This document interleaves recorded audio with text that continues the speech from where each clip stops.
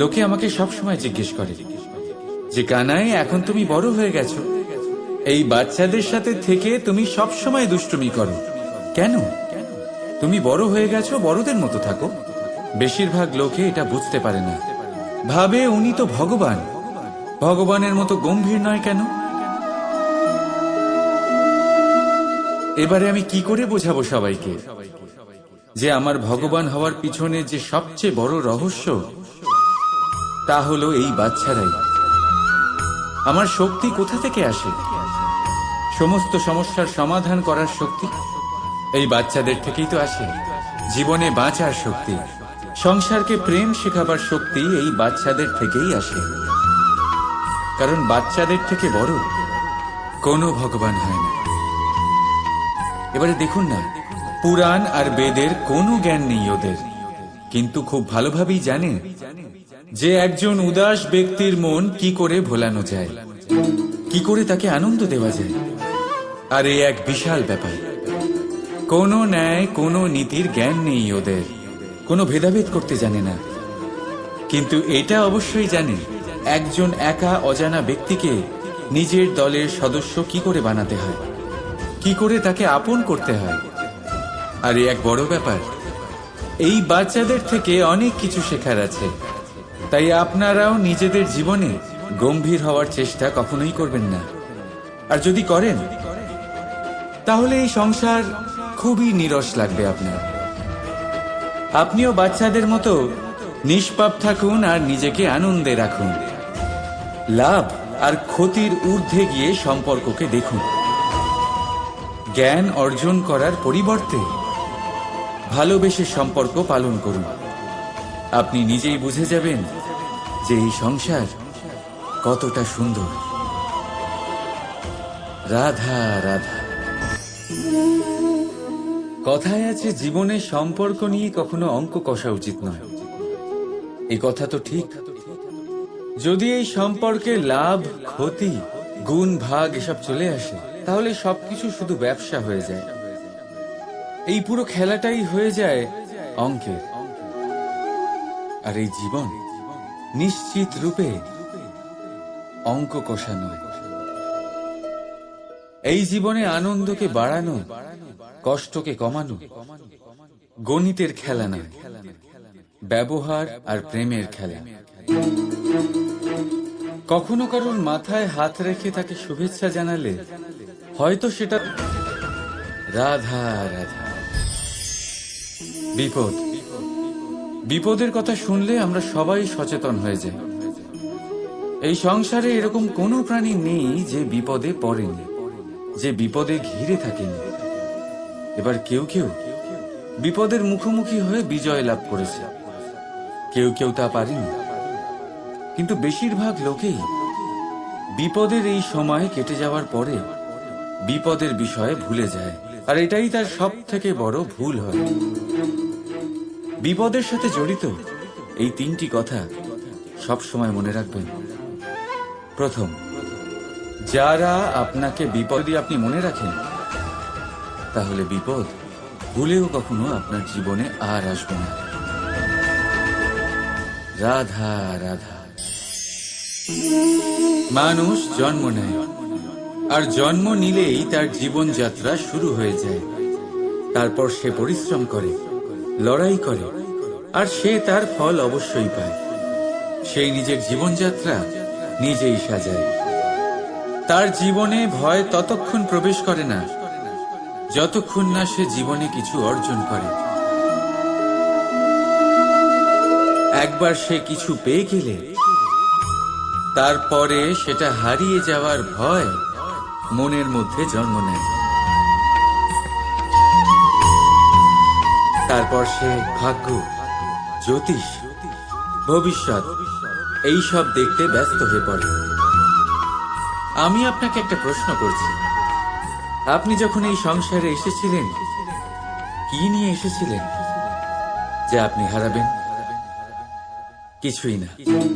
আপনার বশে আপনার জীবনের সেই মুহূর্তই আছে যা আপনার হাতে আছে, অন্য কিছুই নয়। আপনার হাতে আছে আপনার কর্ম। যে জীবনে দুর্ভাগ্যে হতাশ হয় না, যে অসফলতার জন্য ভেঙে পড়ে না, সেই এই জীবনে বিজয়ী হয়। বলুন, যখন আপনার জীবনে কিছুই ছিল না, কি করেছিলেন? পরিশ্রম করেছিলেন, লড়াই করেছিলেন, আর সেই সব কিছু পেয়েছেন যা পেতে চেয়েছিলেন। তাহলে আজ সব পাওয়ার পর ভয় কিসের? সেই সব জিনিস কি আপনাকে পরিশ্রম করার থেকে আটকায়? না। সেই জন্য নিজের হাতের রেখায় কখনো নিজের পথ খুঁজবেন না, কারণ এই সংসারে যাদের হাতই নেই, তারাও নিশ্চিতভাবে তাদের নিজের পথ নিজেই বানিয়ে নেয়। তাহলে আপনার কি নিয়ে চিন্তা? রাধা রাধা। লোকে বলে মানুষ নিজের ভবিষ্যৎ জন্ম থেকেই লিখিয়ে আনে, অর্থাৎ এখানে এই কপালে। ভাগ্য দেবতা আমাদের সমস্ত উত্থান, সমস্ত পতনের হিসেব সবটা লিখে দেন। কিন্তু কপালে কেন, পায়ে নয় কেন? যদি পায়ে লেখা হয় তাহলে আমরা পড়তে পারবো, যদি কপালে লেখা হয় আমরা ছাড়া বাকি সবাই পড়তে পারবে।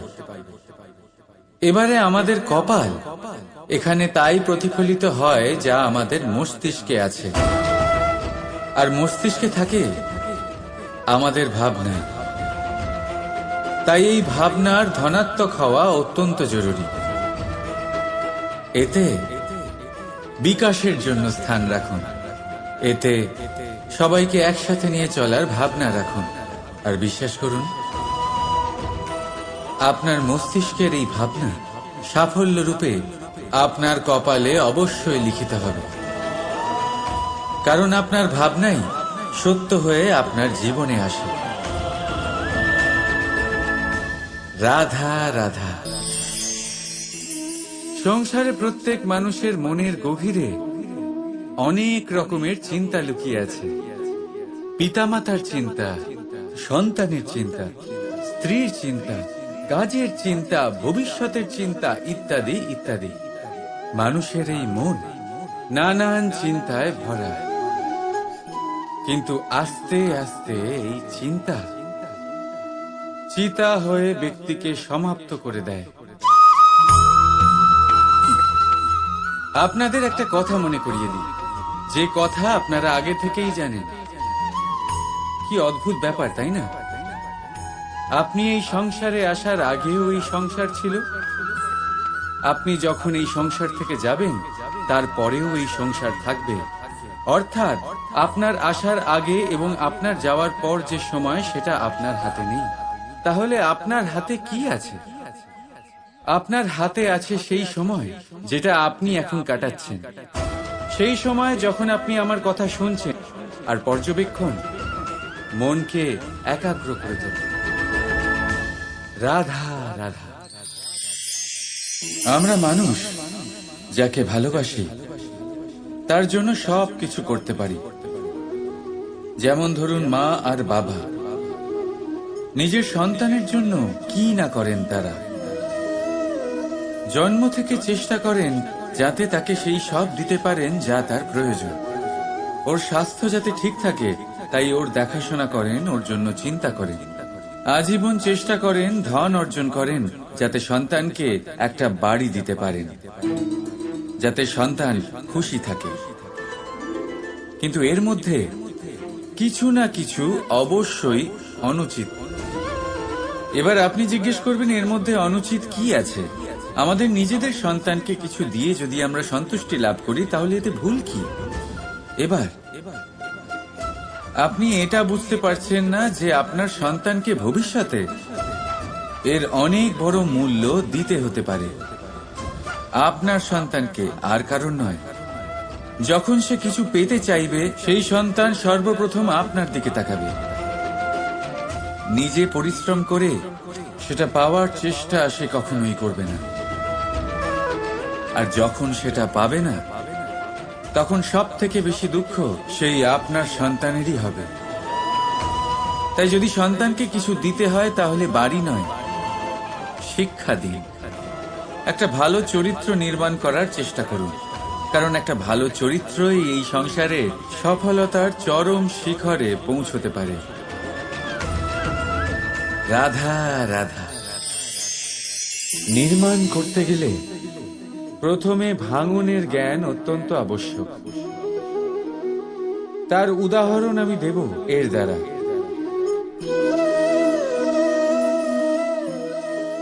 এই সুস্বাদু পায়েস, এটা তৈরি হয় পুষ্টিকর ভাত দিয়ে। কিন্তু আপনারা কি জানেন এই ভাত কিভাবে তৈরি হয়? কতটা পরিশ্রম করতে হয় এই ভাতকে? সর্বপ্রথম একে জলে ডুবে থাকতে হয়, তারপর সূর্যের প্রবল তাপে একে গরম হতে হয়, আর তারপরে ঢেঁকির মার সহ্য করতে হয়। শুকনো হলে একে প্রবল বেগে ঝাড়া হয়, তারপর গিয়ে তৈরি হয় এই ভাত, যা খেয়ে আপনি তৃপ্তি পান। সব থেকে বড় সহায়ক রাধা রাধা। জীবনে আমরা সবাই, এই সংসারে প্রত্যেকেই শুধুমাত্র ওপরে উঠতে চায়। এমন কেউ নেই যে নিচে পড়তে চায়। কিন্তু আপনাকে যদি সত্যের সাথে পরিচয় করাই, তাহলে নিচে পড়া অত্যন্ত আবশ্যক। যখন আপনি নিচে পড়েন, তখন সর্বপ্রথম আপনার মনে পড়ে ওপরে যখন ছিলেন, সেই স্থান, সেই সময় এবং তার গুরুত্ব কি ছিল। তার থেকেও বড় শিক্ষা, আপনার যখন পতন ঘটে, তখন আপনি বুঝতে পারেন আপনার আপনকে, আর আপনার ভয় পাবেন না। এটা আপনাকে জীবনের খুব বড় এক শিক্ষা দিয়ে যায়। রাধা রাধা। এই সংসারকে আপনি কেমন করে জানবেন, কেমন করে বুঝবেন? এবার আপনার উত্তর বড়ই সহজ হবে। সংসারকে নিজে চোখে দেখে। এটা অবশ্যই উচিত। এবারে দেখুন না, আমরা নিজে চোখে এই সংসারকে দেখি, একে চিনি, তারপরে আমরা বুঝতে পারি। কিন্তু আমরা এটা খেয়াল করতে পারি না যে সমস্ত সংসারকে দেখছে যে চোখ, তা কতটা ছোট হয়, তাই না? একা একজোড়া চোখ আমাদের সমস্ত সংসারকে দেখায়। তাহলে ভেবে দেখুন আপনার কাছে আর কি কি আছে। দুটি চোখ আছে, দুটি কান আছে, বলার ক্ষমতা আছে, যা দিয়ে আপনি শব্দ নির্মাণ করতে পারেন, শব্দ যা দিয়ে আপনি ব্রহ্ম বানাতে পারেন। দুই হাত আছে, যদি সে চায় তাহলে পাতাল খুঁড়ে সে জল নিয়ে আসতে পারে। দুটি পা আছে, যদি সে চায় তাহলে সংসারে যত বড়ই পর্বত হোক না কেন তাকে পার করতে পারে। একটা হৃদয় আছে, যে প্রেমের বন্ধনে সবাইকে বেঁধে রাখে। একটা মন আছে, যে প্রকাশের থেকেও বেশি তীব্র গতিতে চলে। এক মস্তিষ্ক আছে, যে যত বড়ই সমস্যা হোক না কেন সমাধান বের করে ফেলে। এবারে ভেবে দেখুন আপনার কাছে কি কি নেই। বোঝার চেষ্টা করুন আপনি কতটা ধনবান। এই সংসারে সেই ব্যক্তি সুখী নন যার কাছে ধন আছে। সুখী সেই যে ধনের সদ্ব্যবহার করে। ঠিক তেমনই আপনার ধন হলো আপনার এই শরীরের ক্ষমতা। এই শরীরের ক্ষমতাগুলিকে ব্যবহার করে ধনাত্মক দৃষ্টিভঙ্গিতে সবকিছু দেখুন। এই সংসারকে বুঝুন, নিজেকে বুঝুন। এই সুখ চাইলেও আপনার থেকে দূরে থাকতে পারবে না। রাধা রাধা। এই পেরেককে দেখতে পাচ্ছেন আপনি? এর আকার কতটা সুন্দর। আর এই আকারের কারণেই খুব সহজেই একে দেওয়ালে রোপণ করা যায়। কিন্তু যখন আপনি এই পেরেককে দেওয়াল থেকে বাইরে আনেন, আপনি দেখবেন ওখানে একটা চিহ্ন রয়ে যায়।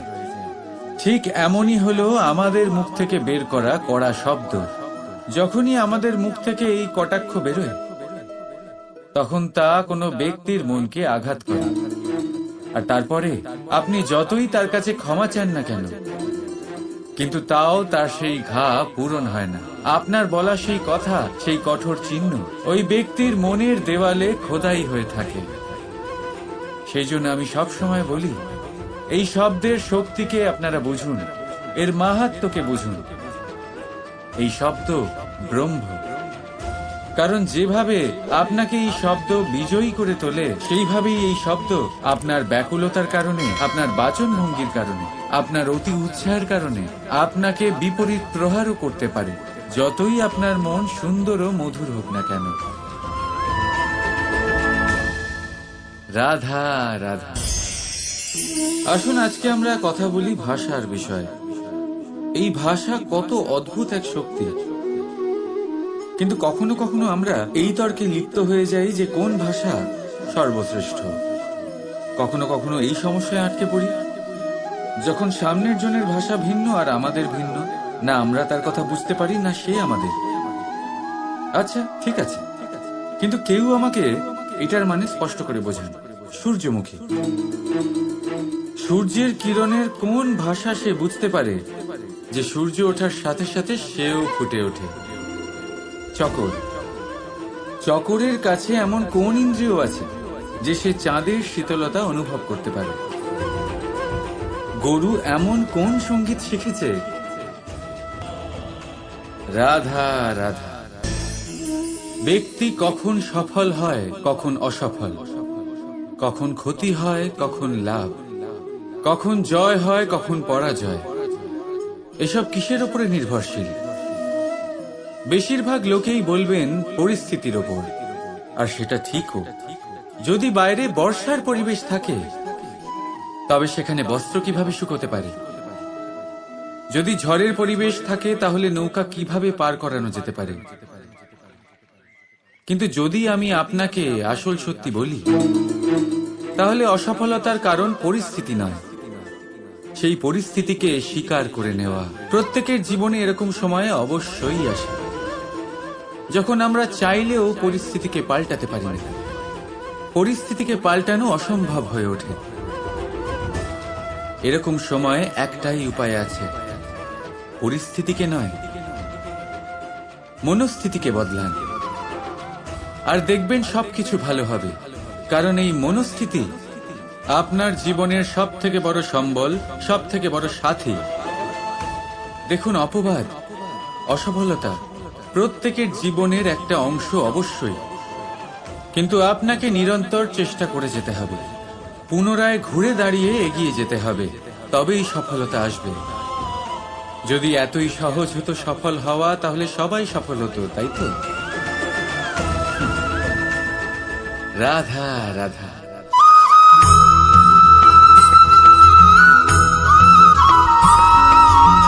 পঞ্চতত্ত্বের মধ্যে দ্বিতীয় তত্ত্ব হল ধরণী, ভূমি, যাকে আমরা ধরণী মাতা বলি।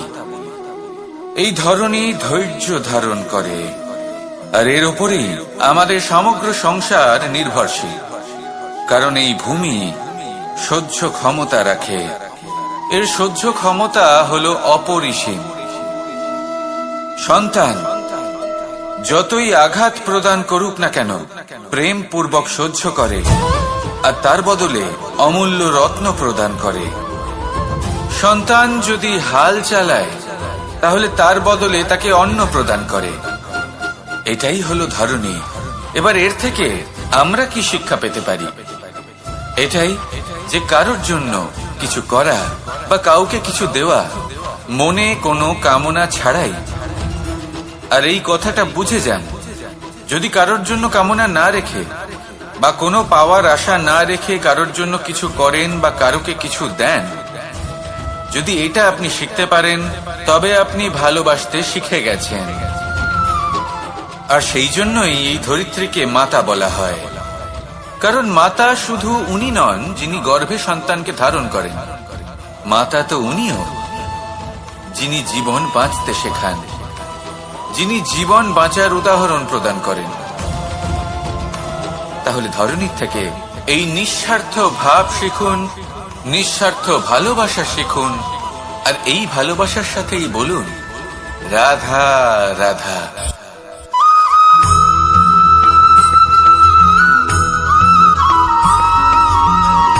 কথায় আছে, অন্ধকারে প্রদীপ প্রজ্বলিত করলে চতুর্দিক আলোকিত হয়। কিন্তু যদি এই প্রদীপ আমি সূর্যের আলোর সম্মুখে সকালবেলায় প্রজ্বলিত করে রেখে দিই, তাহলে কি হবে? আপনি বলবেন যে এটা করে তো কোনো লাভই হলো না। সূর্যের প্রকাশের সামনে এই প্রদীপ আসলে কিছুই নয়। এবার এই চিন্তা ভাবনা প্রত্যেক দিন করতে হবে, আর একটা অমূল্য শিক্ষা পেতে হবে। মনে করুন যে আপনি মহাপুরুষের সামনে বসে আছেন, কোনো মহাজ্ঞানীর সামনে, তাহলে সেই ব্যক্তির সামনে নিজের জ্ঞানের প্রদীপ প্রজ্বলিত করবেন না, নীরব থাকুন আর সেই ব্যক্তির সূর্যের প্রকাশের মতো জ্ঞান প্রাপ্ত করুন। যতটা পারবেন জ্ঞান লাভ করুন। যদি এমন কোন সময় এমন কোন স্থানে আপনি আছেন যেখানে চতুর্দিক অন্ধকার, কারোর কাছেই জ্ঞান নেই, সেখানে নিজের জ্ঞানের প্রদীপ প্রজ্বলিত করুন।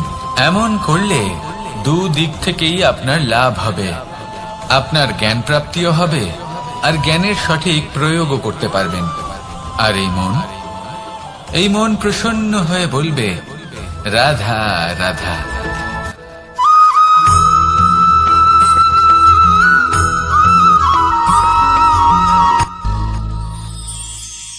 শিশিরের বিন্দু পাতার ওপর পড়ে আর তার গায়ে লেগে থাকে। পাতা তাকে শুষে নিতে পারে না আর শেষ পর্যন্ত সে ঝরে পড়ে যায়। অন্যদিকে রয়েছে মেঘ এবং চাতক। এদের মধ্যে অনেক দূরত্ব থাকে। মেঘ থাকে আকাশে আর চাতক থাকে ধরিত্রীতে। কিন্তু যখন এই মেঘ থেকে বৃষ্টি ঝরে পড়ে, এই চাতক কিন্তু সেই জলই পান করে, নয়তো সে তৃষ্ণার্ত থেকে যায়। এবার অন্যদিকে দেখলাম শিশির বিন্দু আর পাতার এই সম্পর্ক। এরা খুব কাছাকাছি থাকে, ঘনিষ্ঠও থাকে। অন্যদিকে রয়েছে মেঘ এবং চাতকের সম্পর্ক, যাদের মধ্যে অনেক দূরত্ব থাকা সত্ত্বেও তারা খুব ঘনিষ্ঠ, তাই না? এই সারমর্ম খুব সরল। এই নৈকট্য, এই দূরত্ব, তা আপনার সম্পর্কে প্রভাব কিছুতেই ফেলতে পারে না। এই নৈকট্য, এই দূরত্ব, এইসব হলো শুধুমাত্র মনের ব্যাপার। কখনো আপনি অনুভব করেছেন আপনি কারোর থেকে অনেক অনেক দূরে আছেন, অনেক দূরে আছেন, তাও সেই ব্যক্তির প্রতি আপনি টান অনুভব করেন।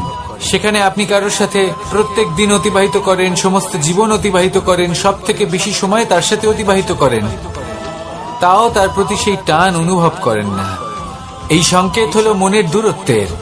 তাহলে মনের এই দূরত্ব দূর করুন আর আমার সাথে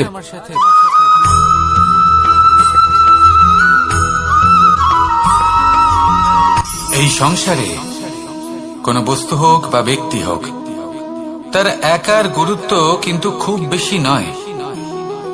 একটা উদাহরণ হিসেবে বৃষ্টির ফোঁটাকে ভেবে দেখুন। যদি একটি বৃষ্টির ফোঁটা হয় তাহলে তার খুব বেশি গুরুত্ব থাকে না, কিন্তু যখন সহস্র বৃষ্টির ফোঁটা মেঘের মধ্যে দিয়ে ঝরে পড়ে, তখন সেটা বর্ষার রূপ ধারণ করে। সেই বর্ষা যা এই প্রকৃতিকে শান্ত করে।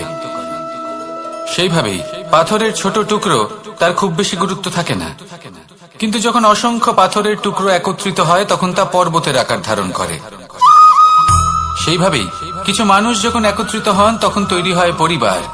কিছু পরিবার যখন একত্রিত হয় তখন তৈরি হয় সমাজ। যখন অনেক সংখ্যক সমাজ একত্রিত হয় তখন তৈরি হয় রাজ্য। এবার এই রাজ্যের সব থেকে গুরুত্বপূর্ণ ব্যক্তি হতে পারেন রাজা, কিন্তু তাও সেই রাজা একা কিছু করতে পারেন না। যুদ্ধ লড়ার সময় তারও নিজের সৈন্যদলকে প্রয়োজন পড়ে। কিন্তু এই সংসারে এমন একজন ব্যক্তি আছেন যিনি একাই সব কাজ করতে থাকেন, এবং সেই ব্যক্তি হলেন মা। আমাদের জীবনে একজন পিতার ভূমিকা কিন্তু নিঃসন্দেহে অমূল্য, কিন্তু আমাদের সকলের জীবনে যে ভূমিকা একজন মায়ের তা অন্য কারোর থাকে না। একজন মা একাই সন্তানকে বড় করতে পারেন, সংস্কারী করে তুলতে পারেন, তার জন্য পরিশ্রম করেন। আর এত কিছু কাজ করার পরেও তার কাজের জন্য তিনি প্রশংসা অবশ্য পান না। উল্টে যদি সেই সন্তান অনুচিত পথে চালিত হয়, অনুচিত কর্ম করে, তখন সেই মাকেই অপবাদের পাত্র হয়ে উঠতে হয়। আমাদের জীবনে মায়ের যোগদান কতটা সেটা বুঝুন। আপনাকে বড় করে তোলার জন্য উনি কতটা পরিশ্রম করেছেন সেটা বুঝুন। আজ থেকে, এখন থেকে, এই মুহূর্ত থেকে মাকে সম্মান করতে শিখুন। যখন সময় পাবেন, যখন সুযোগ হবে, তখন তার প্রশংসা করুন, ওনারও ভালো লাগবে। আর মায়ের এই মমতার জন্য, তার এই ভূমিকার জন্য আসুন সবাই মিলে আমরা তাকে প্রণাম করি। আর সকলে মিলে ভালোবেসে বলি রাধা রাধা।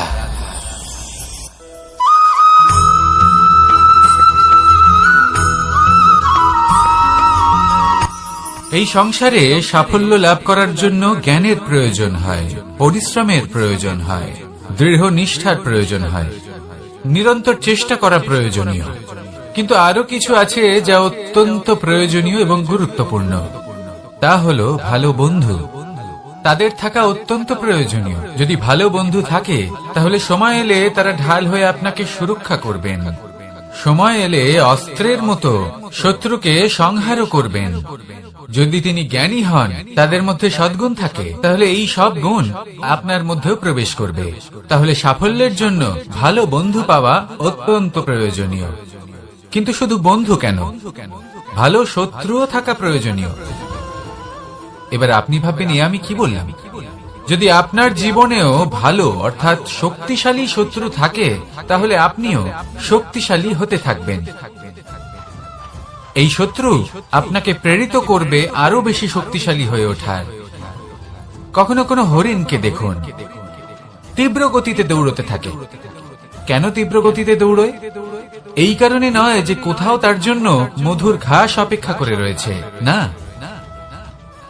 সে এই কারণে তীব্র গতিতে দৌড়য় কারণ সেটা না করলে তার পেছনে একটি সিংহ আছে যে ওকে নিজের ভোজন করে ফেলবে।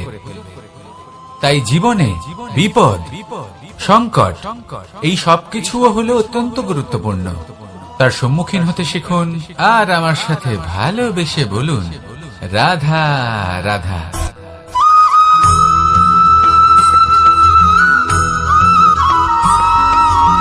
মানুষ জন্মগ্রহণ করে, তার সাথে ভয়েরও জন্ম হয়।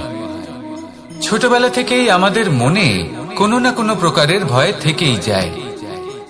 কেউ এই বিষয়ে ভয় পায় যে তার কোনো বস্তু তার থেকে দূরে চলে যাবে। কেউ এই বিষয়ে ভয় পায় যে আমি নিজেকে হারিয়ে ফেলব। কেউ এই ভেবে ভয় পায় যে আমার প্রিয়জনেরা তারা যেন আমার থেকে দূরে না চলে যায়।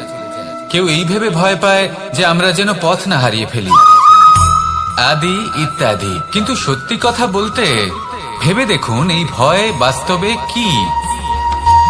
শুধুই একটা মনস্থিতি, আর কিছুই নয়। যা কিছু আপনি জীবনে পেয়েছেন তা একদিন আপনাকে হারাতে হবে। এই জীবন হলো আপনারই, কিন্তু তাও একদিন সমাপ্ত হবে। তাই ভয় পেয়ে কি লাভ? এই ভয় শুধু আপনাকে জীবন যাপন করা থেকে বাধা দিচ্ছে, আর কিচ্ছু নয়। পথ হারিয়ে ফেললেই বুঝতে পারবেন যে নতুন পথ কিভাবে বানাতে হয়। কিছু মানুষকে জীবন থেকে হারালে তবেই আপনি বুঝবেন যে আপনার আপনজনকে।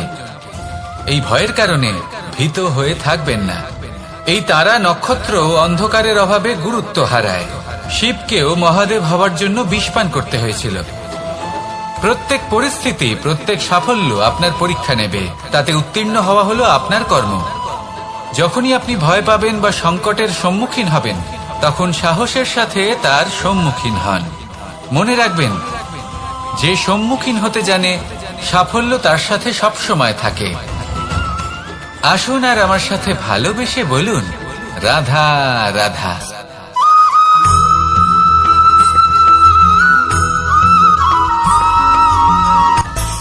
মানুষের মধ্যে একটা বিচিত্র প্রবৃত্তি থাকে, অন্য সকলের বিষয়ে, তাদের জীবনের বিষয়ে, তাদের ব্যক্তিত্বের বিষয়ে, তাদের ভবিষ্যতের বিষয়ে অনুমান করা।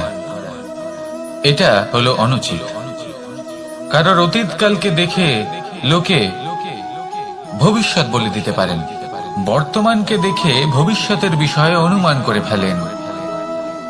উদাহরণ দিতে হলে বলবো, কোনো দাসকে দেখুন, ওকে দেখে লোকে বলে যে ওর ভবিষ্যৎ সেটাই হতে পারে, অনুমান করে ফেলেন। আর এই রাজাকে দেখুন, উনি তো কত সুখী হবেন, উনি তো জগতের সব থেকে অধিক সুখী মানুষ, কত সুখ সুবিধা আছে ওনার কাছে, ধারণা করে ফেলেন। তবে সত্য তো এটাই যে কারোর ব্যক্তিত্বের বিষয়ে, তাদের ভবিষ্যতের বিষয়ে আপনি পূর্ণ সত্য কখনোই বলতে পারবেন না, শুধু অনুমান করতে পারবেন। আর এই অনুমান করে সত্যি কোনো লাভ হয় না, কারণ এই কাল সেটা হলো অত্যন্ত শক্তিশালী। কালো থেকে কালোতর কয়লাকেও হিরেতে পরিণত করতে পারে। অনেক বড় বড় রাজাকেও বিদূষক বানিয়ে ফেলতে পারে এক মুহূর্তেই। তাহলে আপনি অনুমান করে কি লাভ? কি পেলেন অনুমান করে? সেই জন্য কারোর বিষয়ে কোনো অনুমান করবেন না, তার ভবিষ্যতের বিষয়ে অনুমান করতে যাবেন না, কারোর বিষয়ে কোনো ধারণা করে নেবেন না। কিছু করতে হলে ভালোবাসুন, সবার মধ্যে ভালোবাসা ছড়ান, সবার মধ্যে ধন্যাত্মক ভাব ছড়ান। এই মন প্রসন্ন হয়ে বলবে রাধা রাধা।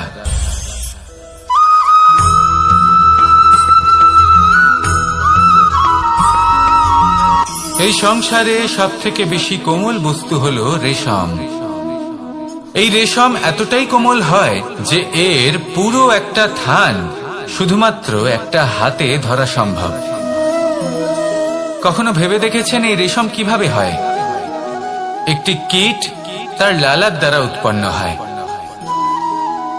এই কীট সেই রেশমকে পাক দিতে থাকে, পাক দিতেই থাকে, আর আস্তে আস্তে তার মধ্যেই জড়িয়ে পড়ে। শেষে ওর এই সুন্দর অমূল্য সৃষ্টি রেশমের এই সুতো, তার নির্মাণ কার্য পূর্ণ হয়, কিন্তু তাতেই ও নিজে বন্দী হয়ে যায়। নিজেরই মায়াজালের এই বন্দী গৃহে নিজেই ফেঁসে যায়। এবার এই সুতোকে ব্যবহারযোগ্য করে তোলার জন্য এই কীটগুলিকে এই কবচের সাথেই ফুটন্ত জলে ফেলে দেওয়া হয়। এই সংসারে যদি আমাদের স্বপ্ন এই সংসারের দুঃখ হরণ করার জন্য, এই সংসারে সুখ বিতরণ করার জন্য হয়, তবেই আমাদের প্রগতি সম্ভব। যদি আমাদের এই স্বপ্ন শুধুই আমাদের এবং আমাদের স্বার্থ সিদ্ধির জন্য হয়, তাহলে এই স্বপ্ন আমাদের অন্ধ করে দেবে, আমাদের অন্ধকারের পথে নিয়ে যাবে, আর আমরাও সেই কীটের মতো হয়ে যাব।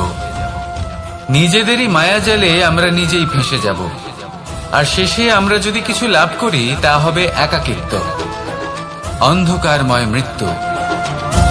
তাই স্বপ্ন অবশ্যই দেখুন, কিন্তু এমন ভাবে স্বপ্ন দেখবেন না যে তার এই বন্দিগৃহে আপনি নিজেই ফেঁসে গেলেন।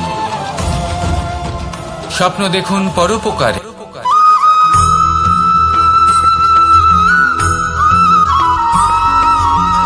এই সংসারে প্রত্যেক মানুষ এটাই চান যে তিনি যেন ধনবান হন, আর্থিক অবস্থা তার ভালো থাকে, ওনার বাড়িতে লক্ষ্মীর আগমন হয়। কিন্তু সেটা হবে কি করে, সেটাই হলো প্রশ্ন। কেউ বলেন যে যদি পরিশ্রম করো তাহলে ধন অর্জন সম্ভব, কেউ বলেন যে যদি বিদ্যা লাভ হয় তবেই ধন অর্জন সম্ভব, কেউ বলেন যে যদি বলশালী হও তবেই সম্পন্ন থাকবে। ভালো কথা, যদি তাই হয়ে থাকে, তবে দিনমজুর সারা দিন পরিশ্রম করেন, তিনি কেন ধনী হন না? অনেকজন বিদ্বান মানুষ আছেন এই সংসারে, তারা কেন ধনবান হন না? অনেক সংখ্যক বলশালী ব্যক্তি আছেন, তাদের কাছে ধন নেই কেন? তাদের কেন ধনের অভাব হয়? আবার এমনও কিছু মানুষ আছেন যারা পরিশ্রম করেন, তারা দিনমজুর, কিন্তু তারা ধন অর্জন করতে পারেন। কিছু বিদ্বান ব্যক্তি আছেন যাদের কাছে অধিক মাত্রায় ধন রয়েছে, কয়েকজন বলশালী ব্যক্তি রয়েছেন যাদের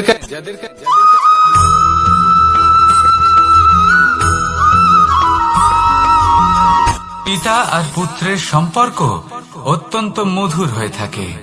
পিতা স্বপ্ন দেখেন, তাকে পূর্ণ করার সকল সম্ভাব্য চেষ্টা করেন, কিন্তু তাও অনেক সময় ওনার স্বপ্ন অপূর্ণ থেকে যায়। তখন পিতা ভাবেন যে স্বপ্ন উনি পূর্ণ করতে পারেননি, ওনার সন্তান তা অবশ্যই পূরণ করবে। যে স্থানে উনি কখনো পৌঁছতে পারেননি, সেই স্থানে ওনার পুত্র অবশ্যই পৌঁছবে। পিতা নিজের সন্তানের ভবিষ্যৎ নিয়ে সেই স্বপ্ন দেখেন, আর যখন সেই সন্তান সামনে এগোতে থাকে তখন তার দুঃখ হয় না, বরং গর্ব হয়। ওনার ভালো লাগে এটা দেখে যে ওনার সন্তান অনেক উন্নতি করছে। কিন্তু যখন সন্তান নিজের অভিভাবকের শক্তি দেখে, তার যশ দেখে হিংসা করতে থাকে, সমস্যা সেইখানেই শুরু হয়। সেই জন্য সকল সন্তানকে এটা মনে রাখতে হবে, দেখুন, পুত্র হবার সুবাদে, এক সন্তান হবার সুবাদে এটা হলো আপনার অধিকার যে আপনি আপনার পিতার থেকে বেশি উন্নতি করবেন। আপনার পিতাও এটাই চান, কিন্তু সুস্থভাবে এটা করুন। একটা রেখা টেনে নিন যাতে আপনি তাতে এগোতে পারেন আর আপনার পিতার তাতে গর্ববোধ হয়, আর সেই বিষয়ে দুঃখ না হয় যে আমার সন্তান আমাকেই ছোট করার চেষ্টা করছে। ইতিহাস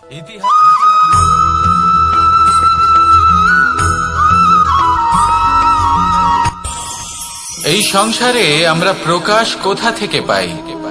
এর উত্তর বড়ই সরল।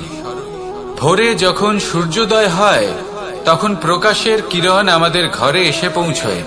এইভাবেই আমরা প্রকাশ লাভ করি। এবার এই প্রকাশের আলোতেই আমরা সারাদিনের কাজ সম্পন্ন করি। সন্ধে হয়ে যায়, সূর্যাস্ত হয়ে যায়, আর আমাদের ঘর যাতে অন্ধকার না হয় তার জন্য আমরা একটা প্রদীপ প্রজ্বলিত করি। এটাই ঘটে আমাদের জীবনেও। এবার প্রবাহমান আয়ুর সাথে আমরা আমাদের অন্তরে যদি একটা প্রদীপ প্রজ্বলিত করে নিই তাহলে বিষয়টাই অন্যরকম হবে।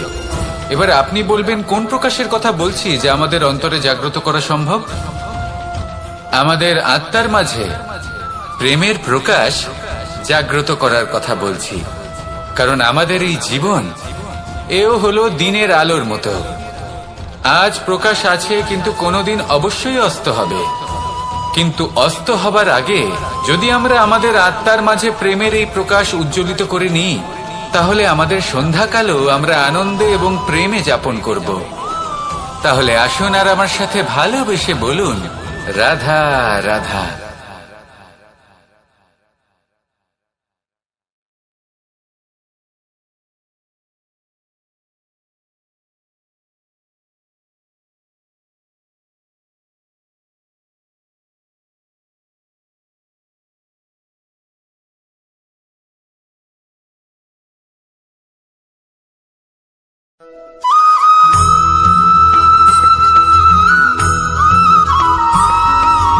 আমাদের শরীর প্রকৃতির সর্বশ্রেষ্ঠ রচনা। যে অঙ্গ প্রত্যঙ্গ আমরা লাভ করেছি প্রত্যেকটির মধ্যে একটি নিজস্ব বার্তা রয়েছে। একটু ভেবে দেখুন, দুটি চোখ দিয়েছে দেখার জন্য, দুটি কান দিয়েছে শোনার জন্য, নাসিকাও আছে দুটি, দুটি হাত দিয়েছে দ্বিগুণ পরিশ্রম করার জন্য। কিন্তু জীব শুধুমাত্র একটি। তার উপরেও তীক্ষ্ণ বলিষ্ঠ দাঁত দিয়েছে তার রক্ষার জন্য। কখনো ভেবে দেখেছেন কেন?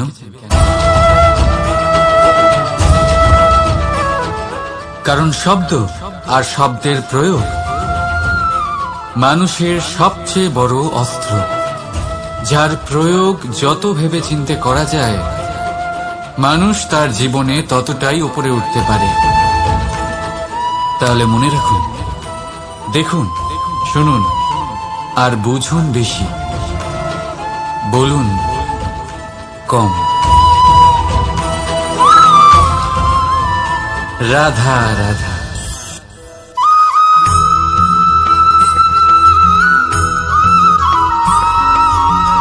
যখন আমরা কোনো বনে প্রবেশ করি তখন এই সবুজ ঘাস দেখে, এই কোমল ঘাস দেখে আমাদের মন প্রফুল্ল হয়ে ওঠে। ভিন্ন ভিন্ন প্রজাতির ফুল, ভিন্ন ভিন্ন রঙের ফুল দেখে এই মন আনন্দে ভরে ওঠে। এখানে শিশুরা আনন্দ লাভ করে, বড়রা ভোজন গ্রহণ করেন, কথাবার্তা বলেন, হাঁটাহাঁটি করে বেড়ান। এবার ভেবে দেখুন, যখন এই উপবনের নির্মাণ হয়েছিল সেই সময় যদি এই মাটিকে সঠিকভাবে খনন না করা হতো, যদি তাতে সঠিকভাবে বীজ রোপণ না করা হতো, যদি কোনো সংঘর্ষ না হতো, পরিশ্রম না করা হতো, যদি চলতে চলতে পায়ে কাঁটা না বিঁধে যেত, তাহলে এই সুন্দর বন দেখে আমরা কি এই আনন্দ লাভ করতে পারতাম? কখনোই নয়। ধরুন কোনো নদীর তটে সুন্দর একটি বন আছে, সেই বনের আনন্দ লাভ করতে গেলে আপনাকে সেই নদী পার করতেই হবে। যদি সুখের নদীর কাছে পৌঁছতে চান তাহলে তটে যে কাঁটা রয়েছে সেগুলোর সাথে সংঘর্ষ করতেই হবে। এই সংসারে যদি আপনি সুখ লাভ করতে চান তাহলে সুখ লাভের এই যাত্রা শুরু করতে হবে সংঘর্ষ দ্বারা। তাহলে সংঘর্ষকে স্বাগত জানান, এর পেছনেই সুখ রয়েছে যা আপনার জন্য অপেক্ষা করছে। এবার হাসুন আর আমার সাথে ভালোবেসে বলুন, রাধা।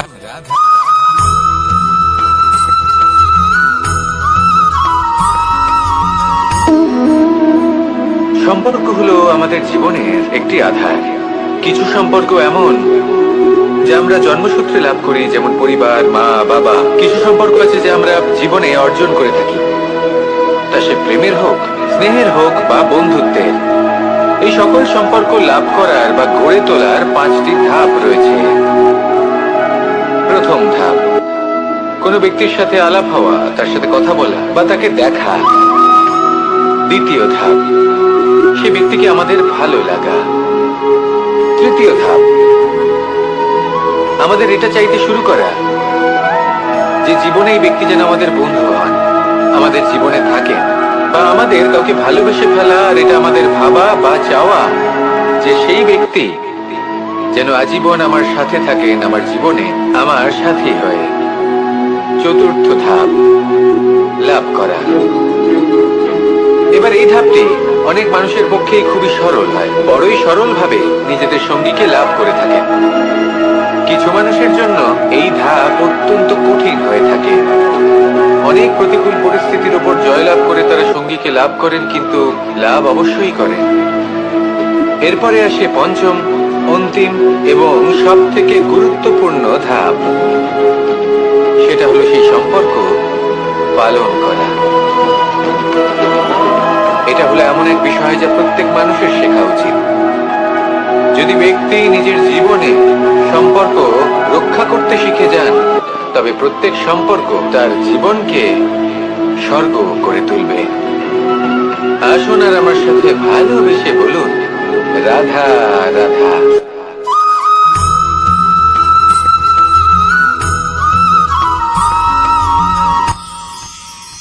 মানুষ তার জীবনে দুই ধরনের পরিস্থিতিকে খুব ভয় পায়। এক, কোনো কারণবশত কারোর সামনে নত হওয়া। দুই, কোনো কারণে নিজের চরিত্র থেকে, নিজের মূল্যবোধ থেকে বিচ্যুত হওয়া। এবার কেন হয় এরকম যে কথায় কথায় কারোর সামনে নত হতে হয়? কেন বারংবার নিজের চরিত্র থেকে চ্যুত হতে হয়? এরকম কেন হয়? এটা তখনই হয় যখন আমাদের শিক্ষা এবং মূল্যবোধের অভাব থাকে। যদি মানুষের মধ্যে প্রকৃত শিক্ষা থাকে, তাহলে এই সংসারে কোনো সময় এবং কারোর সামনেই নত হওয়ার কোনো প্রয়োজন নেই। যদি মানুষের মধ্যে মূল্যবোধ থাকে, তাহলে তাকে নিজের মূল্যবোধ বা চরিত্র থেকে বিচ্যুত হতে হয় না, তা সে যাই হয়ে যাক না কেন। কোনো বালককে যদি জন্ম থেকেই সুশিক্ষার অধিকারী করা হয়, শিক্ষিত করা হয়, মূল্যবোধের অধিকারী করা হয়, তবে সে এই সংসারে এমন কর্ম করবে যাতে সে নিজেকে, নিজের পরিবারকে, সমগ্র সমাজকে গর্বিত করতে পারে। শিক্ষা লাভ করুন, মূল্যবোধ লাভ করুন এবং আমার সাথে ভালোবেসে বলুন, রাধা রাধা।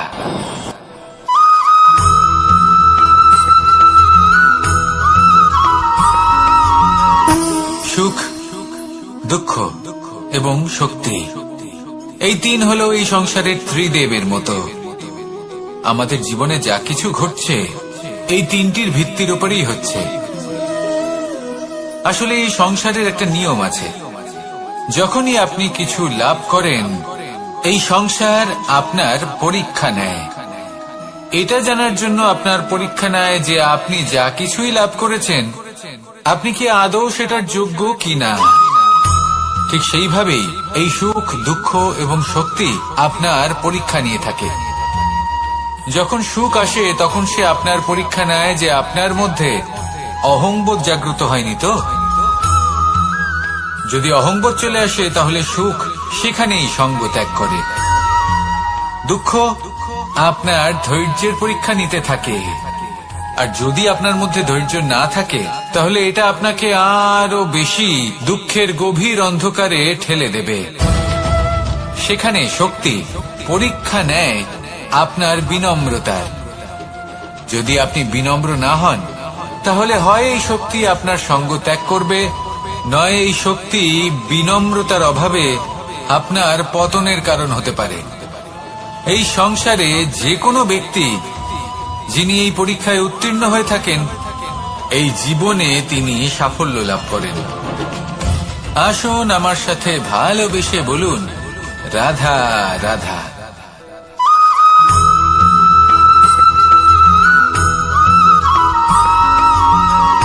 জীবন কিসের উপর নির্ভরশীল? ধনের উপর। বৈভবের অনুভব যদি আপনি করতে চান তাহলে তা পাবেন শুধু একতার দ্বারা, সংগঠনের দ্বারা। যদি আপনাকে উদাহরণ দিই, নিজের এই হাতটাকে দেখুন, 5টা আঙুল রয়েছে। কোনো একটা বস্তুকে নিজের একটা আঙুল দ্বারা তুলে ধরার চেষ্টা করে দেখুন, বড়ই কষ্ট হবে। তখন আপনি বুঝতে পারবেন যখন এই 5টি আঙুল একত্রিত হয় তখন কোনো কাজ কতটা সহজ হতে পারে। এটাই হলো শক্তি, একতার। সব থেকে ভালো উদাহরণ যদি আপনাকে দিই তাহলে বাঁশি। এই বাঁশি থেকে অত্যন্ত মধুর সুর নির্গত হয় যা সবার মন প্রসন্ন করে দেয়। এই কথা সত্যি, কিন্তু এই বাঁশি আমি একটা বা দুটো আঙুল দিয়ে বাজাতে পারবো না। আমাকে প্রত্যেকটা আঙুল ব্যবহার করতেই হবে, তবেই এর থেকে মধুর সুর নির্গত হবে যা সকলকে প্রসন্ন করবে, ঠিক কিনা? ঠিক এইভাবেই যদি আপনি চান যে আপনার জীবনরূপী বাঁশি থেকেও মধুর সুর নির্গত হোক বা সবার মনকে প্রসন্ন করে তুলুক, তাহলে আপনাকেও জীবনে একতা নিয়ে আসতেই হবে। আপনি একাও কর্ম করতে পারেন, পথ চলতেও পারেন, সামনেও এগোতে পারেন, সাফল্যও লাভ করতে পারেন।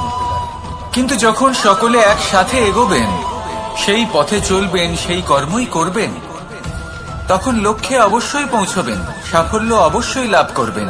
কিন্তু সেই সাফল্য এবং তার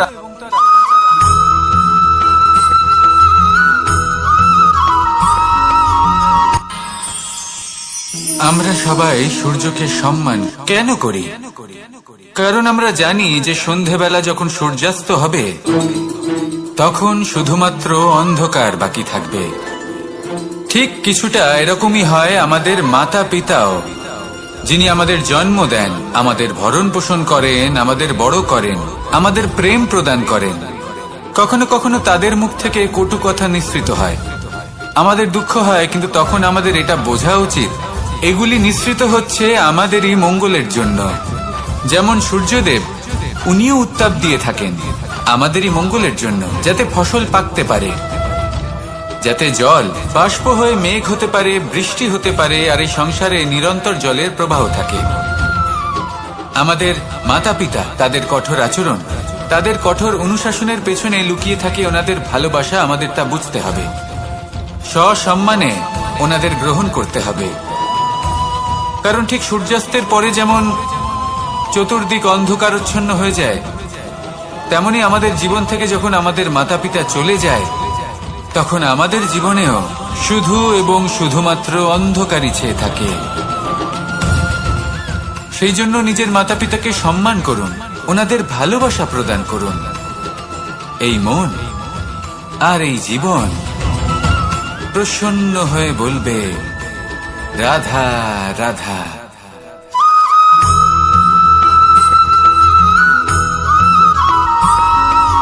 বসন্ত ঋতু, এই সময় মন আনন্দে ভরে থাকে। এমন মনে হয় যেন আমরা আকাশে বিচরণ করতে চলে যাই, কিন্তু সেটা তো সম্ভব নয়। সেই জন্য হয়তো আমরা ঘুড়ি ওড়াই, এই ঘুড়িকে নিজেদের প্রতিরূপ মনে করে। এবার অনেক মানুষ আছেন যারা ঘুড়ি ওড়ান, কিন্তু এই কর্মের সারমর্ম কি সেটা কজন বুঝতে পারেন?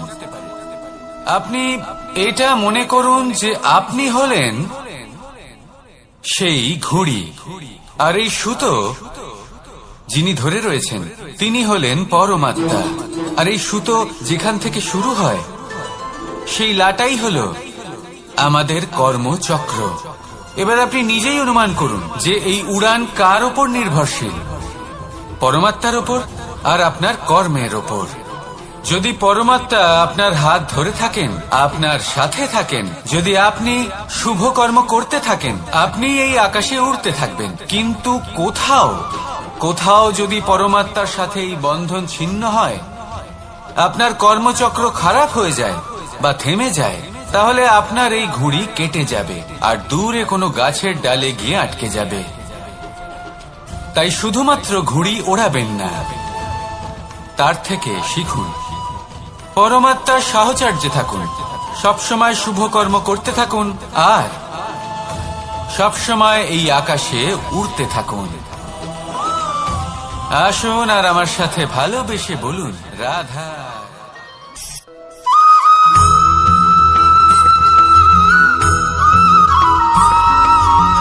এবার অনেক সময় মানুষের মনে এরকম প্রশ্ন আসে যে এই সংসারে সবথেকে বড় বিপদ কি? কেউ বলে ধর্ম সংকট, আবার কেউ বলে প্রাণের উপর আসা সংকট। প্রত্যেক মানুষের জীবনে বিভিন্ন সংকট আসে, আর এই সমস্ত সংকট অত্যন্ত বিচিত্র হতে পারে। এই সমস্ত সংসার হলো সংকট দ্বারা পরিপূর্ণ। ঠিক আছে, আপনাকে একটা উদাহরণ দিই। একজন ধনী ব্যক্তি, এবার ওনার জীবনে সংকট কি হতে পারে? সংকট এটাই যে কেউ তার সম্পত্তি চুরি না করে নেয়, আমরা বুঝতে পারছি। এবার একজন চোর, তার জীবনে সংকট কি হতে পারে? যে চুরি করার সময় সে যদি তার একটা কাশি চাপতে না পারে, তাহলে সে ধরা পড়ে যেতে পারে, ঠিক কিনা? আবার অনেক সময় এমনও হয় যে যার জন্য আমি সংকট, সেও আমার কাছে সংকট। যেমন এই পরিস্থিতিতে দেখুন, সংকট হলো সংকট, এ তো জীবনে থাকবে, কিন্তু এর সম্মুখীন কিভাবে হওয়া যায়? খুব সরল, সব এটার ওপর নির্ভর করে, মনের ওপর। এই মনকে নিয়ন্ত্রণ করলে সব ঠিক থাকবে। এবার যদি ধনী ব্যক্তি মনকে নিয়ন্ত্রণ করে ফেলেন, নিজের অর্থের ব্যবহার শুভ কাজের জন্য, সমাজের সেবার জন্য বিকাশ করতে করেন, ওই অর্থকে একত্রিত করে না রাখেন, তাহলে চুরির সমস্যা, এই সংকট সেখানেই কেটে যাবে। এবার যদি কথা বলি সেই চোরের, তাহলে চোর যদি নিজের মনকে সংযত করে নেয়, যদি নিজের কর্মকে নিয়ন্ত্রণ করতে পারে, তাহলে এমন কোনো স্বর নেই যা ওকে ধরা পড়তে বাধ্য করবে। সেই জন্য জীবনে সংকট যতই আসুক, যত বড়ই সংকট আসুক না কেন, কবচ হলো একটাই, আর এই কবচের নাম হলো আত্মনিয়ন্ত্রণ। নিজের মনকে নিয়ন্ত্রণে রাখতে শিখুন। এটা নিজের জীবনে প্রয়োগ করে তো দেখুন। যদি আপনি করতে পারেন, তবে আপনি দেখবেন যে সংকট তো জীবনে আসা যাওয়া করে, কিন্তু সেই সংকটগুলির সম্মুখীন আপনি এইভাবে করতে পারবেন। তাহলে সেটাই করুন, আর আমার সাথে ভালোবেসে বলুন রাধা রাধা।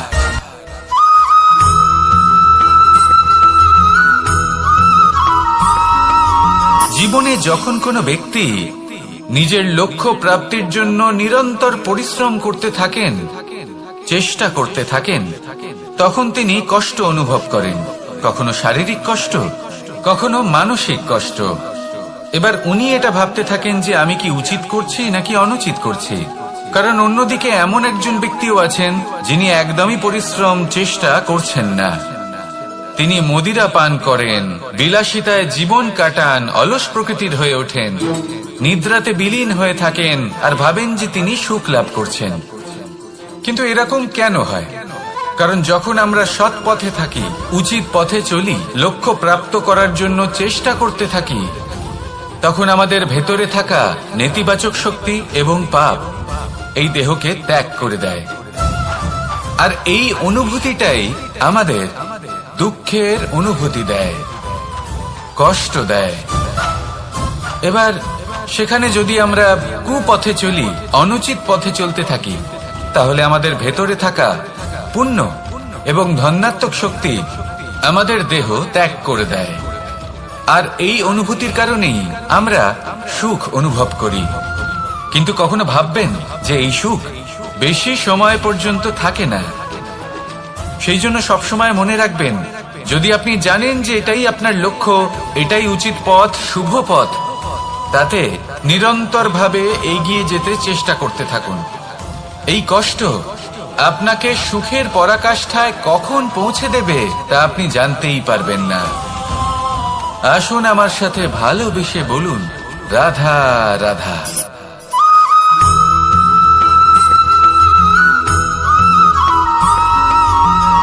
মানুষের মানসিকতা এমন হয় যে সে যতটা করে আশা করে যে তার থেকে অনেক বেশি তার বদলে সে পাবে। দেখুন, সবকিছুই আপনার ভাবনা চিন্তার উপর নির্ভর করছে। আপনি যদি ফলের বিষয়ে ভেবে কর্ম করতে থাকেন তাহলে সেটা অনুচিত। জীবনের আসল আনন্দ হলো নিজের কর্ম করতে থাকা, ফলের চিন্তা করা উচিত নয়। যদি আপনি এরকম ভাবেন যে আমি এতটা করছি, আমার এতটা পাওয়া উচিত, সেই ভাবনা অনুচিত। যদি আপনি সেবার মানসিকতা নিয়ে কর্ম করতে থাকেন, কর্মচক্রে প্রবাহিত হন, যদি আপনি এমন ভাবনা রাখেন যে আমি এতটা পাচ্ছি তাই এর থেকে অনেক বেশি আমি কর্ম করব, তাহলে নিশ্চিত রূপে আপনি যতটা করছেন তার থেকে অনেক বেশি আপনি পাবেন। আপনার আশার থেকে অনেক বেশি আপনি পাবেন। শুধু জীবনে অনেক বেশি কাজ করতে থাকুন, ফলের চিন্তা করবেন না। আর মনে রাখবেন, এই ভাবনাই সব থেকে বড় বীজ। কর্মের উপর বিশ্বাস রাখুন। জীবনে যা যা আপনি চান সবই সুখময় হবে। আসুন আর আমার সাথে ভালোবেসে বলুন, রাধা রাধা।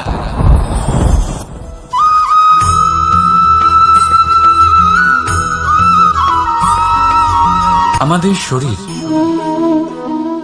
প্রকৃতির সর্বশ্রেষ্ঠ রচনা। যে অঙ্গ প্রত্যঙ্গ আমরা লাভ করেছি প্রত্যেকটির মধ্যে একটি নিজস্ব বার্তা রয়েছে। একটু ভেবে দেখুন, দুটি চোখ দিয়েছে দেখার জন্য, দুটি কান দিয়েছে শোনার জন্য,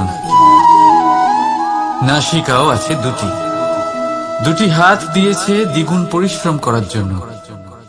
কিন্তু জীব শুধুমাত্র একটি। তার উপরেও তীক্ষ্ণ বলিষ্ঠ দাঁত দিয়েছে তার রক্ষার জন্য। কখনো ভেবে দেখেছেন কেন?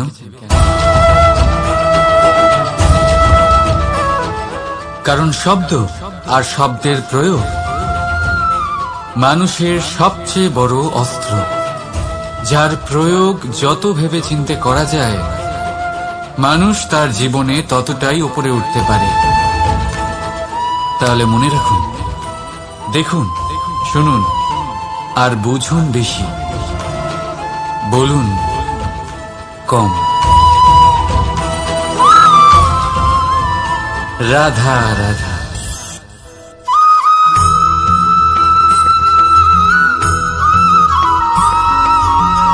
এই সংসারে কোনো বস্তু হোক বা ব্যক্তি হোক, তার একার গুরুত্ব কিন্তু খুব বেশি নয়। একটা উদাহরণ হিসেবে বৃষ্টির ফোঁটাকে ভেবে দেখুন। যদি একটি বৃষ্টির ফোঁটা হয় তাহলে তার খুব বেশি গুরুত্ব থাকে না, কিন্তু যখন সহস্র বৃষ্টির ফোঁটা মেঘের মধ্যে দিয়ে ঝরে পড়ে তখন সেটা বর্ষার রূপ ধারণ করে। সেই বর্ষা যা এই প্রকৃতিকে শান্ত করে। সেইভাবেই পাথরের ছোট টুকরো, তার খুব বেশি গুরুত্ব থাকে না, কিন্তু যখন অসংখ্য পাথরের টুকরো একত্রিত হয় তখন তা পর্বতের আকার ধারণ করে। সেইভাবেই কিছু মানুষ যখন একত্রিত হন তখন তৈরি হয় পরিবার, কিছু পরিবার যখন একত্রিত হয় তখন তৈরি হয় সমাজ, যখন অনেক সংখ্যক সমাজ একত্রিত হয় তখন তৈরি হয় রাজ্য। এবার এই রাজ্যের সব থেকে গুরুত্বপূর্ণ ব্যক্তি হতে পারেন রাজা, কিন্তু তাও সেই রাজা একা কিছু করতে পারেন না। যুদ্ধ লড়ার সময় তারও নিজের সৈন্যদলকে প্রয়োজন পড়ে। কিন্তু এই সংসারে এমন একজন ব্যক্তি আছেন যিনি একাই সব কাজ করতে থাকেন, এবং সেই ব্যক্তি হলেন মা।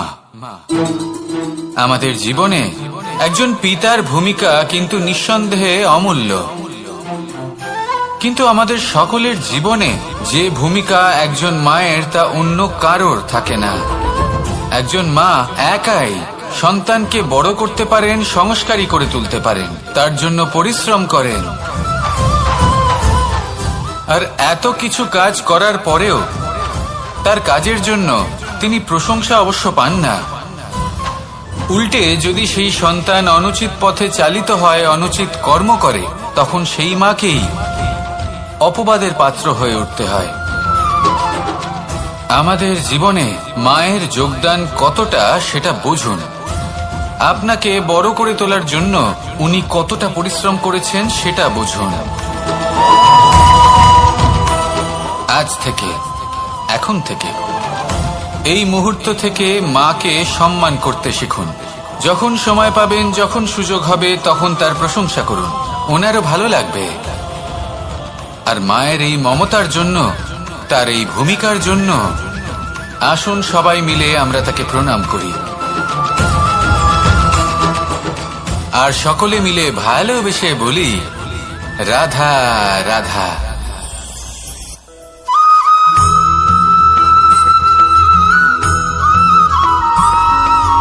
ফিরে আসছিলেন এবং তাদের ফেরার পথে হঠাৎ করে কোথাও থেকে একটি বাছুর চলে এলো।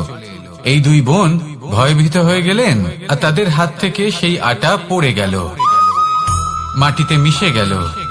এবার এই পুরো ঘটনাক্রমে যদি কারোর বিন্দুমাত্র লাভ হয়ে থাকে, বিন্দুমাত্র আনন্দ পেয়ে থাকে, তাহলে সে কে? সেই ছোট বোন, যিনি মাঝে মাঝেই গমের দানা তুলছিলেন এবং খাচ্ছিলেন। কিছুটা হলেও উনি আনন্দ লাভ করেছিলেন। এবার এরকমই হলো আমাদের জীবনে ভক্তি এবং ভালোবাসা সংক্রান্ত বিষয়। মানুষ নিজের জীবনের দৈনিক কাজে এতটাই ব্যস্ত হয়ে পড়েন, প্রত্যেকদিন শুধু কাজ কাজ কাজ কাজ করতে থাকেন, আর তাতে ভক্তি এবং ভালোবাসার জন্য সময় বার করতেই পারেন না। দেখুন, জীবনে ভক্তি আর প্রেমের এই যে ছোট ছোট মুহূর্ত আছে, এগুলো যদি আপনি যাপন করতে পারেন তাহলে তাতেই আপনি তৃপ্তি লাভ করবেন। বাকি সবই আপনার ব্যর্থ বলেই মনে হবে। জীবনে যখনই আপনি কোনো কাজ করবেন, ঈশ্বরের প্রতি সমর্পিত হয়ে সেই কাজ করুন। আর যখনই সময় পাবেন, তাহলে সেই সময় নিজের আপনজনদের দিন। যাদের আপনি ভালোবাসেন তাদের প্রতি যত্নবান হন, তাদের শুভাকাঙ্ক্ষী হন। এই প্রেম আর ভক্তির ছোট ছোট মুহূর্তগুলো আপনার জীবনকে চরিতার্থ করে তুলবে। আসুন আমার সাথে ভালোবেসে বলুন রাধা রাধা।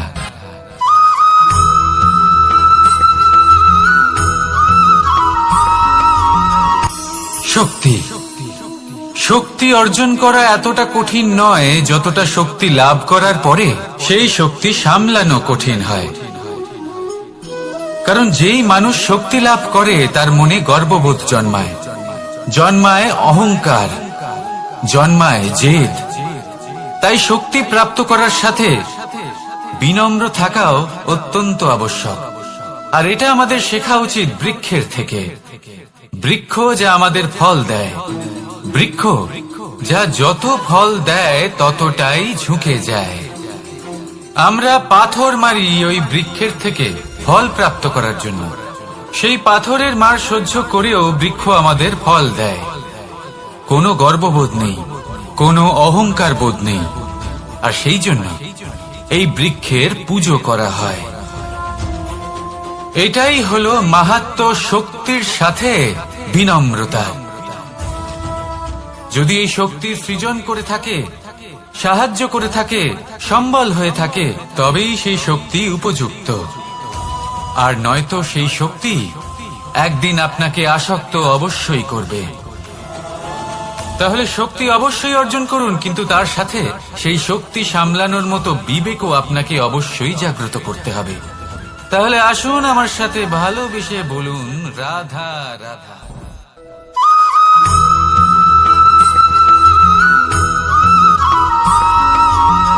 যখন আমরা কোনো বনে প্রবেশ করি,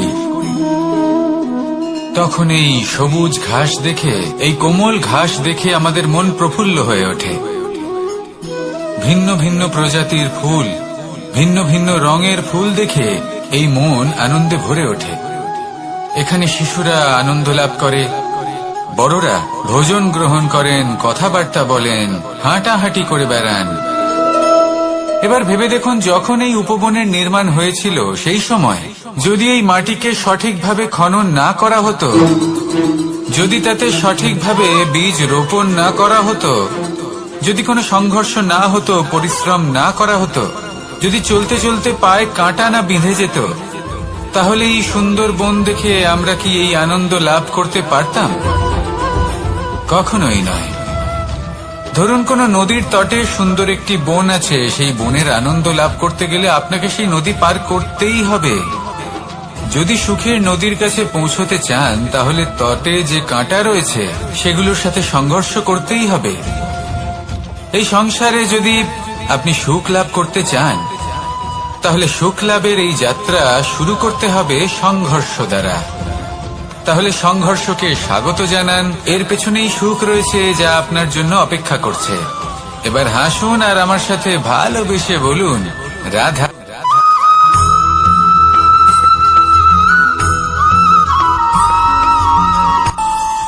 আমাদের মনে যখন কোনো প্রশ্ন ওঠে, কোনো দ্বন্দ্ব জাগে, তখন আমরা যাই আমাদের গুরুর কাছে, আমাদের আরাধ্যের কাছে গিয়ে জিজ্ঞেস করি। এইভাবেই একদিন আমি পৌঁছলাম আমার আরাধ্যের কাছে, আমার মহাদেবের কাছে, আর ওনাকে প্রশ্ন করলাম যে মহাদেব, জীবনে আনন্দ পাওয়ার, উৎসব পালনের, প্রেম ভাগ করে নেবার, জীবনকে উপভোগ করে নেওয়ার সর্বশ্রেষ্ঠ সময় কোনটা? মহাদেব হাসলেন আর উনি বললেন, জীবনে উৎসব পালনের সব থেকে শ্রেষ্ঠ দিন হল মৃত্যুর ঠিক আগের দিনটা। প্রেম ভাগ করে নেওয়ার সব থেকে শ্রেষ্ঠ মুহূর্ত হল মৃত্যুর ঠিক আগের মুহূর্ত। জীবনকে উপভোগ করে নেওয়ার সর্বশ্রেষ্ঠ প্রহর হল মৃত্যুর এক প্রহর পূর্বে। তখন আমি চমকে গেলাম। আমি বললাম, কিন্তু মহাদেব, মৃত্যু তো অনিশ্চিত, আমরা জানিও না কবে আমাদের মৃত্যু হবে। মহাদেব আবার হাসলেন। উনি বললেন যে যদি আমরা এভাবে জীবন কাটাই যে আমরা জীবনের প্রত্যেক দিন, প্রত্যেক মুহূর্ত, প্রত্যেক প্রহর শেষ বলে মনে করি, তাহলে আমাদের সমস্ত জীবন আনন্দের সাথেই অতিবাহিত হবে। কি বলেন?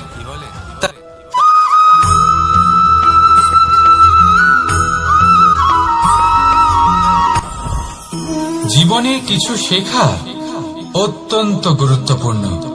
এবার কি কি শিখতে হবে সেই সব শেখানোর জন্য অনেক শিক্ষক রয়েছেন, কিন্তু কি শিখবেন না আর কি করবেন না, এটা আমাদের নিজের অভিজ্ঞতা দিয়ে শিখতে হয়। কিন্তু তার মানে এটা নয় যে যদি আপনাকে শিখতে হয় যে আগুনের তাপ কতটা, আপনাকে আগুনের মধ্যে হাত দিতে হবে। না, অন্য কারোর অভিজ্ঞতা দ্বারাও শিখতে পারেন। প্রশ্ন শুধুমাত্র একটাই যে আপনি কি শিখতে চান নাকি চান না। যদি আপনি এটাই ভাবেন যে আমি শুধুই নিজের অভিজ্ঞতা দ্বারাই শিখতে চাই, তাহলে জীবনকাল ছোট মনে হবে, অনেক কিছুই শিখতে পারবেন না। তাই নিজের সাথে সাথে বড়দের অভিজ্ঞতা দ্বারাও শেখা শুরু করে দিন। এই সংসারের অভিজ্ঞতা দ্বারা শিখতে শুরু করে দিন। আর এটা নিশ্চিত রূপে শেখা আবশ্যক যে কখন কি করবেন না, কোথায় থামতে হবে আর কোথায় থামবেন না। তাহলে আসুন আর আমার সাথে ভালোবেসে বলুন, রাধা রাধা।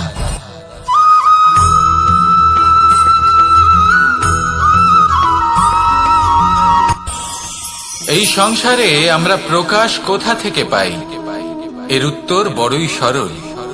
ভোরে যখন সূর্যোদয় হয় তখন প্রকাশের কিরণ আমাদের ঘরে এসে পৌঁছয়। এইভাবেই আমরা প্রকাশ লাভ করি। এবার এই প্রকাশের আলোতেই আমরা সারাদিনের কাজ সম্পন্ন করি। সন্ধে হয়ে যায়, সূর্যাস্ত হয়ে যায়, আর আমাদের ঘর যাতে অন্ধকার না হয় তার জন্য আমরা একটা প্রদীপ প্রজ্বলিত করি। এটাই ঘটে আমাদের জীবনেও। এবার প্রবাহমান আয়ুর সাথে আমরা আমাদের অন্তরে যদি একটা প্রদীপ প্রজ্বলিত করে নিই, তাহলে বিষয়টাই অন্যরকম হবে। এবার আপনি বলবেন, কোন প্রকাশের কথা বলছি যা আমাদের অন্তরে জাগ্রত করা সম্ভব? আমাদের আত্মার মাঝে প্রেমের প্রকাশ জাগ্রত করার কথা বলছি। কারণ আমাদের এই জীবন এও হলো দিনের আলোর মতো। আজ প্রকাশ আছে, কিন্তু কোনোদিন অবশ্যই অস্ত হবে। কিন্তু অস্ত হবার আগে যদি আমরা আমাদের আত্মার মাঝে প্রেমের এই প্রকাশ উজ্জ্বলিত করে নিই, তাহলে আমাদের সন্ধ্যাকালও আমরা আনন্দে এবং প্রেমে যাপন করব। তাহলে আসুন আর আমার সাথে ভালোবেসে বলুন, রাধা রাধা।